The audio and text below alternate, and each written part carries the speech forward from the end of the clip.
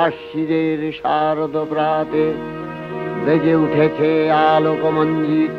নমস্কার, 7 নিউজ নেটওয়ার্কে আপনাদের সকলকে স্বাগত জানাই, সেই সঙ্গে সকলকে জানাই শারদীয়া শুভেচ্ছা। এখন মহালয়া থেকেই যেহেতু ঠাকুর দেখার পালা শুরু হয়ে যায়, তাই সাজো সাজো রব কিন্তু চারিদিকে। বৃষ্টির ভ্রুকুটি উপেক্ষা করেই জল ঠেঙেই আমবাঙালি নেমে পড়েছেন ঠাকুর দেখতে। আর আমরা এই মুহূর্তে চলে এসেছি আগরপাড়ার তারাপুকুর আদি সর্বজনীন দুর্গোৎসব কমিটির এবারের পুজো মণ্ডপে।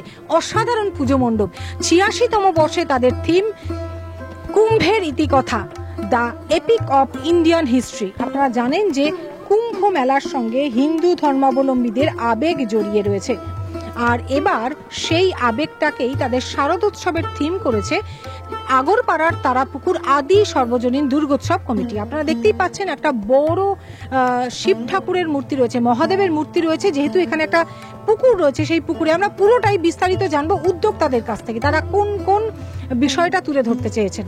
আপনারা জানেন যে ভারতবর্ষের 4টি প্রধান জায়গায় কুম্ভ মেলা অনুষ্ঠিত হয়: প্রয়াগরাজ, হরিদ্বার, নাসিক এবং উজ্জয়িনী।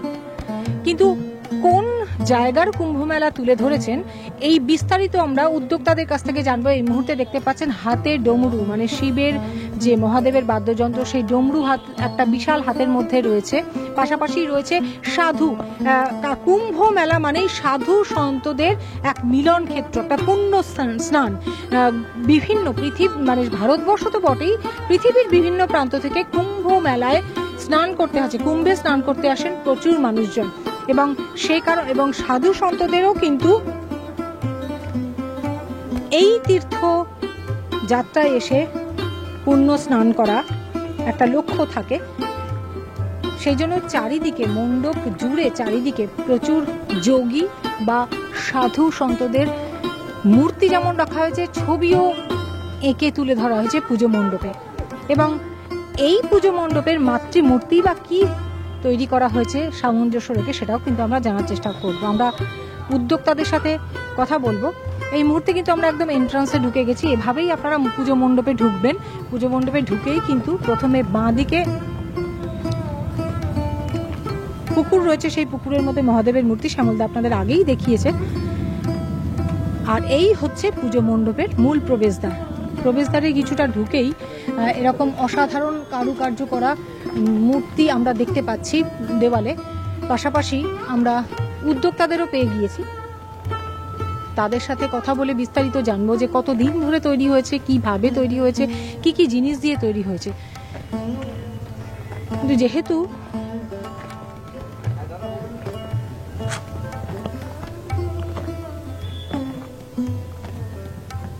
কুম্ভ মেলায় মুহূর্তে আপনারা দেখতে পাচ্ছেন একজন যোগী মহারাজ বসে রয়েছেন এখানে, যেটা আমরা কুম্ভ মেলায় দেখতে পাই। পাশাপাশি রয়েছে বিশাল আকৃতির একটা শিবলিঙ্গ, সেখানেও অনেক সাধু সন্তদের মূর্তি তৈরি করা হয়েছে, দাঁড় করিয়ে রাখা হয়েছে, যা শিবলিঙ্গকে পুজো করছেন।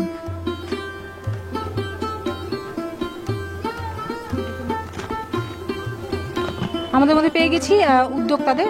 7 নিউজ নেটওয়ার্কে স্বাগত জানাই, আগাম শারদোৎসব। প্রথমেই জানাই 7 নিউজের সমস্ত দর্শককে প্রাক শারদীয়ার প্রীতি শুভেচ্ছা এবং অভিনন্দন। 86তম বর্ষে তারাপুকুর মিলন সংঘ বিগত বছরগুলোর মতোই দর্শকদের সামনে এবার এক নতুন চমক উপস্থাপন করেছে। 2025 সালে যে মোস্ট নোটেবল ইভেন্টগুলো হয়েছে তারই একটি কুম্ভকে আমরা এবছর থিম হিসেবে উপস্থাপন করেছি। কুম্ভ ভারতের প্রাচীন এক ধর্মীয় এবং সাংস্কৃতিক ঐতিহ্য। ঠিক একইভাবে কুম্ভ যেহেতু একটি নদীমাতৃক উৎসব, এই থিমের মধ্য দিয়ে আমরা প্রকৃতি সচেতনতার একটা বার্তাও জনগণের কাছে তুলে ধরতে চাইছি। এবং থিমে অসংখ্য কাজ রয়েছে, প্রকৃতি বান্ধব সমস্ত উপাদান দিয়ে আমরা এই মণ্ডপটা তৈরি করেছি।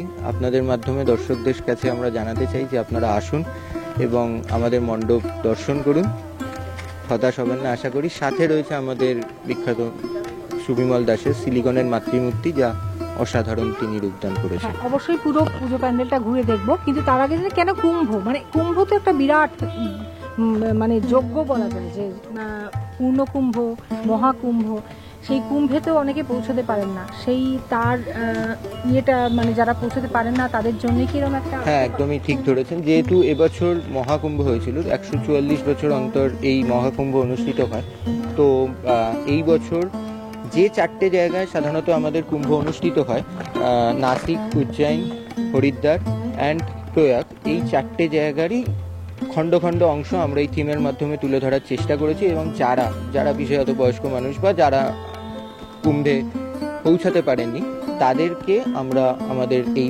মণ্ডপের মাধ্যমে সেই স্বাদ অনুভব করানোর জন্যই এই বছরের থিমকে উপস্থাপন করেছে। আপনাদের এই পুজো মণ্ডপের একটা বিশেষ পাওনা হচ্ছে এই পুকুরটা, এবং প্রত্যেক বছরই আপনার পুকুরটাকে ভীষণ সুন্দরভাবে ব্যবহার করেন। এবছরও একেবারে আমরা যেমন হরিদ্বারে দেখতে পাই মহাদেবের একটা বিরাট মূর্তি গঙ্গার রয়েছে, গঙ্গার ভেতরে, সেটাই কি একেবারে তুলে ধরার চেষ্টা? দেখুন, পুকুরটা একদিকে যেমন আমাদের পক্ষে পাওনা, আবার একদিকে যেমন বাধাও। তো আমরা দৃষ্টিভঙ্গিটাকে বদলে এই পুকুরটাকে ইউটিলাইজ করে, পুকুর কেন্দ্রিক যেহেতু কুম্ভ একটি নদীমাতৃক উৎসব, তো এই পুকুরটাকে ইউটিলাইজ করে একটা নদীমাতৃক থিম হিসাবে কুম্ভকে আমরা উপস্থাপন করেছি, যাতে পুকুরটাও এক্ষেত্রে আমাদের কাছে বাড়তি পাওনা হয়ে দাঁড়িয়েছে, গঙ্গার ঘাট হিসাবে উপস্থাপন করা হয়েছে। এবং চারপাশে আপনারা যে সাধুর যে পেন্টিংগুলো দেখতে পাচ্ছেন, সেই গঙ্গার ঘাটের যে চিত্রগুলো, গঙ্গার ঘাটের যে শহরের যে বিভিন্ন জায়গায়, যে 4টে জায়গার নাম বললাম, সেই ঘাটগুলো চিত্র শিল্পী এখানে ফুটিয়ে তুলেছেন। সেই কুম্ভ চলাকালীন সেই সময় ঋষিদের প্রতিকৃতি এই ঘাটগুলোতে তুলে ধরা হয়েছে। এবং এই পুকুরে এইভাবেই আমরা পুকুরকে বেস করেই আমরা এই বছরের থিমটাকে হচ্ছে ফুটিয়ে তোলার চেষ্টা করি। মানে কুম্ভ স্নানের সময় আমরা যেমন সাধু সন্তদের একটা ভিড় দেখতে পাই এবং ঘাটে ঘাটে স্নান করেন, সেটাই ফুটিয়ে তোলা। সেটা হ্যাঁ, একদমই সেটাই ফুটিয়ে তোলার জন্য, যেহেতু হিন্দু ধর্মের ক্ষেত্রে সাধু সন্তদের একটা বিরাট ভূমিকা রয়েছে। তো সাধারণ মানুষের পাশাপাশি এই সন্তদের এবং ঘাটের যে নৈসর্গিক দৃশ্য, সেটাকেও আমরা হাতে আঁকা চিত্রের মাধ্যমে এই থিমের মধ্যে ফুটিয়ে তুলতে চলেছি। আর একটা জিনিস দেখতে হচ্ছে একজন বিরাট মানে সাধুর মূর্তি এখানে দাঁড় করানো হয়েছে, মানে ওই বিষয়টাকে কি একেবারে জীবন্ত করে তুলতেই এই ব্যবস্থা? হ্যাঁ, শুধু এই স্ট্রাকচার তো রয়েছে, পুকুরের ওপারে আরও স্ট্রাকচার রয়েছে, এছাড়া অসংখ্য শিবকে ঘিরে অসংখ্য সাধু স্ট্রাকচার সমস্তই ফাইবারের মাধ্যমে তুলে ধরা হচ্ছে, যাতে যেহেতু কুম্ভ একটা সাধুকেন্দ্রিক উৎসব বা সাধু সন্তরা এই উৎসবটাকে ধর্মীয় আমাদের এক ঐতিহ্য, তো সেই ফিলটাকে আনার জন্যই আমরা হচ্ছে এরকম রেপ্লিকা বানিয়ে আমরা দর্শকদের সামনে উপস্থাপন করতে চলেছি। এত সুন্দর একটা পুজো মণ্ডপ তৈরি করতে কতদিন সময়? ধরুন, এই প্ল্যানটা তো বলতে গেলে আগের বছর পুজোর পর থেকেই হচ্ছে শুরু হয়ে যায়। তো এবার কর্মকাণ্ডটা ফেব্রুয়ারি মার্চ থেকে, এবং বাকি এখানে ফিজিক্যাল ওয়ার্ক বলতে গেলে হচ্ছে জুন এন্ড জুলাই স্টার্টিং থেকে আমরা শুরু করে দিয়েছি। হ্যাঁ, ধীরে ধীরে এই এতগুলো পেন্টিং, এত সূক্ষ্ম কাজ, ফাইবারের কাজ, পুরো থিমটাকে তুলে ধরা, পুকুরটাকে সাজিয়ে তোলা, এগুলো তুলে ধরা হয়েছে। আলো বলতে এরকম আলো আধারেই থাকে? হ্যাঁ, এই যেহেতু ঘাটে যেহেতু বেশি আলো থাকে না, তো একটা ডার্ক সিচুয়েশন বা ডার্ক ফেস আপনি এখানে, মানে একটা ডার্ক অ্যাম্বিয়েন্স বলতে পারেন, এখানে তুলে ধরা হয়েছে। হ্যাঁ। আর কতজন কারিগর কাজ করেছেন? প্রায় 50+ কারিগর এখানে কাজ করেছেন। কিছু স্টুডিওতে কাজ করেছে, কিছু এখানে এসে কাজ করেছেন সরাসরি। যেখানে স্ট্রাকচারগুলো বানানো হয়েছে তারা তো রয়েছেন, আর সাথে এখানে ডেকোরেটার্স এবং শিল্পী দুজনেরই কারিগর মিলিয়ে প্রায় 50+ কারিগর রয়েছে। 50 জন কারিগর কি রাজ্যের বিভিন্ন প্রান্ত থেকে আসে? হ্যাঁ, বিশেষত বনগাঁ আর সাউথ 24 পরগনাস থেকে ওনারা এসেছেন। অসংখ্য ধন্যবাদ। আপনার নাম? অর্পণ ঘোষ, সেক্রেটারি, তারাপুকুর মিলন সংঘ। মাতৃমূর্তি রাখবার জন্য যে মন্দিরটা তৈরি করা হচ্ছে, সেই মন্দির দেওয়ালের গায়ে কিন্তু এমন সুন্দর সব পেন্টিং রয়েছে। যেমন সাধু সন্তদের মূর্তি রাখা হয়েছে, তেমনি যেহেতু তীর্থক্ষেত্র, শিবতীর্থ বলা যায়, সেই নদীমাতৃক একটা তীর্থক্ষেত্র হিন্দু ধর্মাবলম্বী মানুষজনের, সাধু সন্তদের, সেই সাধু সন্তদের মূর্তির পাশাপাশি খুব সুন্দর ছবি আঁকা হয়েছে। বিষ্ণুর মূর্তি আপনারা দেখতে পাচ্ছেন এই মুহূর্তে আঁকা হয়েছে, পাশাপাশি একটা সিলিকনের, এটা একটা সাধু সন্তের মূর্তি, মানে তারা যেভাবে যোগ সাধনা করেন, বিভিন্ন যোগী বিভিন্নভাবে যোগ সাধনা করেন, এখানে কিন্তু সেভাবেই যোগ সাধনা করেছে। আমরা এবার মূল মণ্ডপে প্রবেশ করছি। আমরা কিন্তু এন্ট্রান্সটা আপনাকে দেখাতে আমরা এই মুহূর্তে পৌঁছে গেছি একেবারে মূল মণ্ডপ, অর্থাৎ গর্ভগৃহে, যেখানে মাতৃমূর্তি রাখা হয়েছে। এখানেও কিন্তু একটা বিশেষ চমক রয়েছে।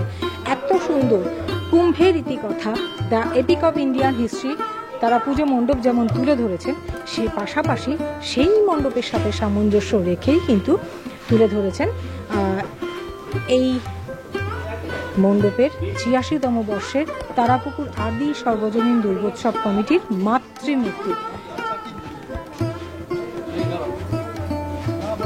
আপনারা এই মুহূর্তে সিলিংটা দেখতে পাচ্ছেন, মণ্ডপের ভেতরে প্রবেশ করি এই সিলিংটা, সেখানেও কিন্তু পেইন্টিং রয়েছে, আঁকা, সাধু সন্তদের আঁকা ছবি, চারিদিকেই এমন লেখা আছে, বিভিন্ন ধর্মীয় বাণী লেখা রয়েছে। পাশাপাশি শ্যামলদাকে একটু দেখাতে বলবো, শ্যামলদা বিভিন্ন জায়গায় যে ঘাটগুলোর নাম, বিভিন্ন জায়গায় যে ঘাটগুলো, 4টে জায়গা, প্রধান জায়গা কুম্ভ, সেই ঘাটগুলোর নামও কিন্তু তুলে ধরা হয়েছে। এটা হচ্ছে বিষ্ণু ঘাট, যেমনটা ঘাটের পাশে যেমনটা আমরা মন্দির দেখতে পাই, যেমনটা আলো আধারী পরিবেশ, যেমনটা স্ট্রাকচার স্থাপত্য থাকে, ঠিক তেমন স্থাপত্য তুলে ধরা হয়েছে। আবার এখানেও কিন্তু একটা সাধু মূর্তি দাঁড় করানো হয়েছে, মানে একেবারে জীবন্ত করে তোলার জন্য পরিবেশটাকে আলো আধারী পরিবেশে, একেবারে কুম্ভের একটা, কুম্ভ মেলাতে যেমন আমরা পরিবেশ দেখতে পাই, ঠিক তেমন একটা পরিবেশ তৈরি করা হয়েছে।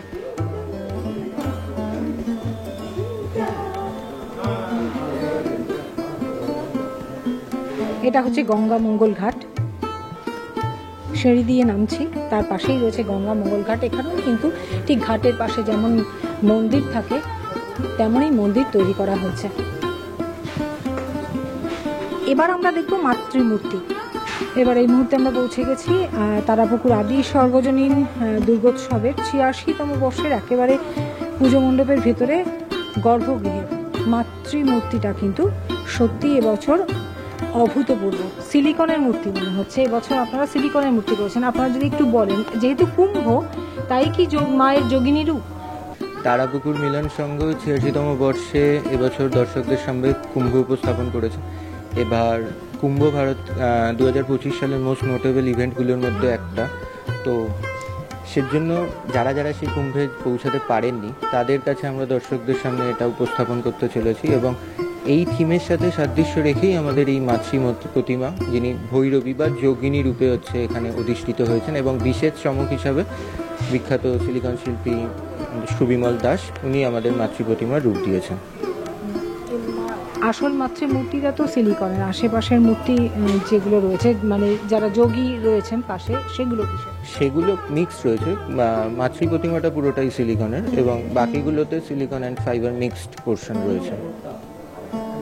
এটাই এবছর আপনাদের মাতৃ প্রতিমা। মা যে প্রতিমায় পূজিতা হবেন সেটা একেবারে না, সেটা হ্যাঁ, সেটা মিনময়ী মূর্তি, মাটির ঠাকুর কুমোরটুলি থেকে আনা হয়েছে। ওটা, এই মূর্তিটা এই থিমের সাথে সাদৃশ্য রেখে দর্শকদের আকর্ষণের কারণ হিসেবে এটাকে আমরা উপস্থাপন করেছি। এই সিলিকনের মূর্তিটা কোথায় তৈরি হয়েছে? এটা সুবিমল দাসের স্টুডিও বিরাটিতে। সেখানে তৈরি? হ্যাঁ, এখন এখানে আছে। হ্যাঁ হ্যাঁ।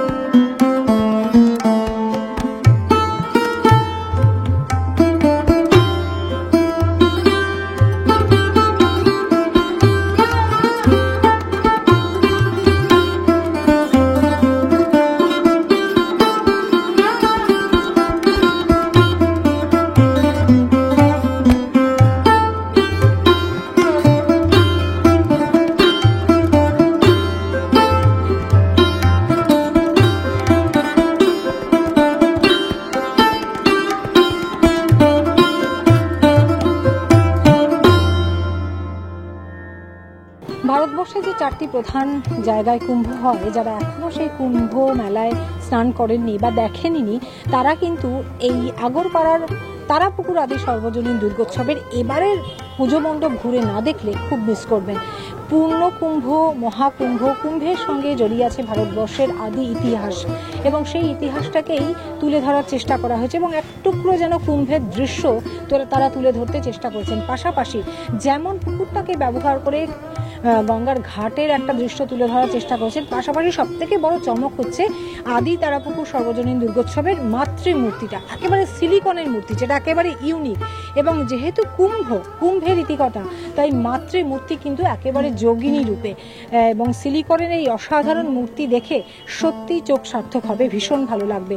যারা আসবেন না তারা কিন্তু ভীষণ মিস করবেন।